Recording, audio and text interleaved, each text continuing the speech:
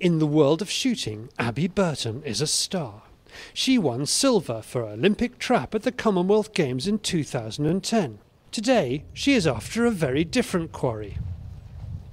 Abby lives in Somerset, and rabbits are a major pest. A dozen rabbits eat the same as a sheep. Happily, she is a mean shot with a rifle as well as a shotgun.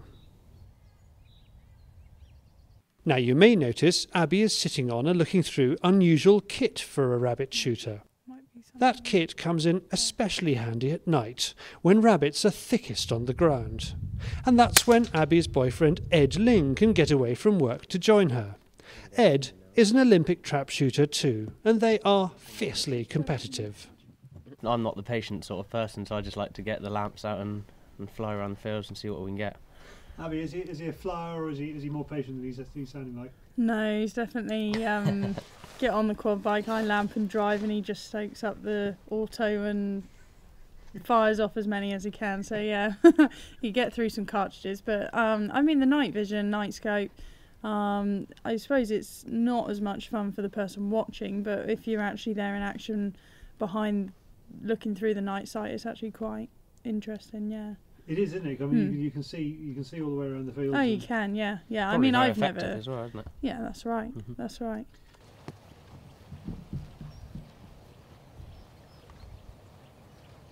I'm sitting on a seat that's actually very light to carry around. It's also comfortable to sit on, and you've got a rest, which is obviously better than my free hand when I try and do it on my own out alone. It's useful, definitely very useful, and it folds out and you can adjust the levels to any ground level whatsoever.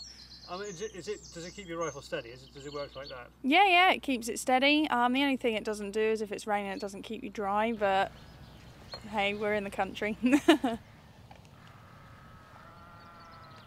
You've got the adjustment of the front end of your support, and that can hire to the height that you want it and that you're most comfortable with. You've got the levels here down below, with, like I said, if you're on uneven ground, you can hire one side up compared to the other. And then you've got obviously the back rest that moves to your comfortability, and the seat that's round for you to sit your bum on.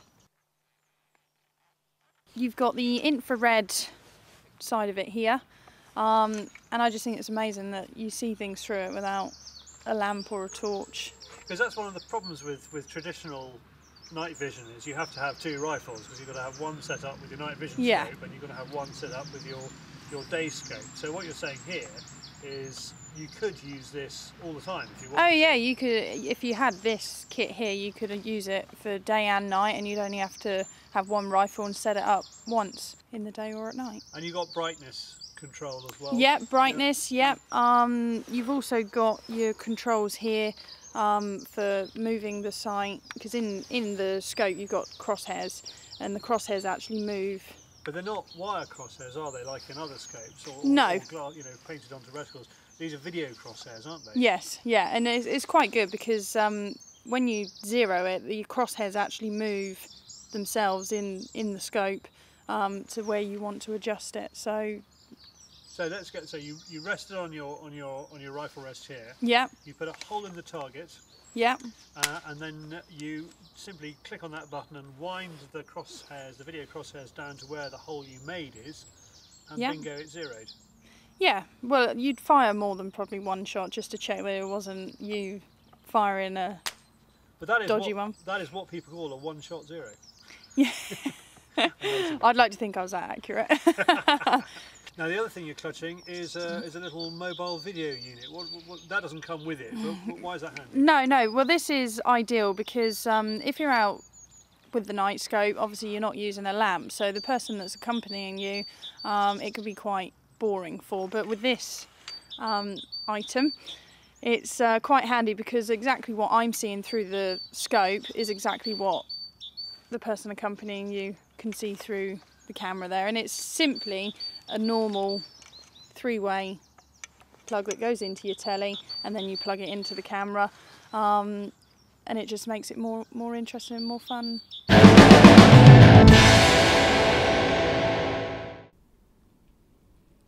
Mark Gilchrist is the sporting shooter magazine Celebrity Chef. Happily, people only eat 3 times a day, so every extra second he has he spends out shooting or stalking. Today it's corvids and pigeons in Oxfordshire, in the heart of the south of England's pigeon country. Kit is a major part of a pigeon shooter's life. Any fool can be uncomfortable, so Mark is sitting on an Idleback chair. It's a bit of a grey day for pigeons, and all the birds locally look like they have already eaten. During one slow patch, Mark takes the chair out to show how robust it is.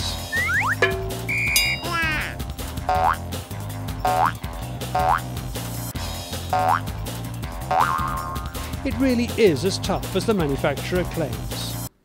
It worked very well. I mean, I jumped up and down on it, and anything that can withstand me jumping up and down on it is probably fairly indestructible. Do I have to ask who ate all the pies? Maggie ate all the pies. Oh, well. Because obviously I am now, my extensive modelling portfolio means that I don't weigh as much as I used to. So I had to pick up Maggie, who I've given most of the pies to, right. To bulk up our mutual mass. So actually getting a celebrity chef to jump up and down on your chair doesn't really prove how structurally sound it is. No, not when you're as waif-like as myself. But I got the Labrador, whose only hobby is fish and chips, to bulk it up, and we bounced up and down, and it didn't break. It is actually very, very sturdy. If you look at all the different parts, it's got joints are very big, and you look at it and think, well, there's nothing that's going to break there. And also, it's the right height. Because lots of people have stools where their bottom is below their knees, which is such a stupid thing to do because you can't get up. But here, as you can see, my small bottom is above my small knees, so I can get up. On a serious note, you can get up nice and easily.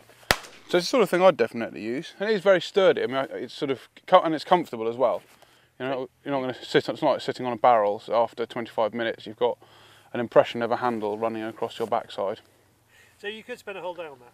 I could spend a whole day and a whole night, if they had a drinks holder. I don't know if they've thought of diversifying into that. The other equipment Mark loves is his gun, the Browning Maxus. It is a very, very good gun. It fits me very nicely. It's got a nice bit of rib on it, so you can see a lot more of what you're doing. And I don't know if it's just sort of the way it fits me or it is the gun, but I seem to be a bit more accurate with it and more consistent. I tried the Benelli, which jammed on me, so I gave it back to someone and said, "Where did you get this from? Toys R Us?" To which I think they understood I had some disdain for it. I've used Berettas a long time, but they don't last if you're going to give them the kind of pasting I'm going to give them. And eventually they do break down, and then you can spend a lot of money trying to get them to work again, and they don't. So what does it take to put on a good pigeon day? The way we work it is that we put the guns out, however many guns that could be, 4, 6, whatever.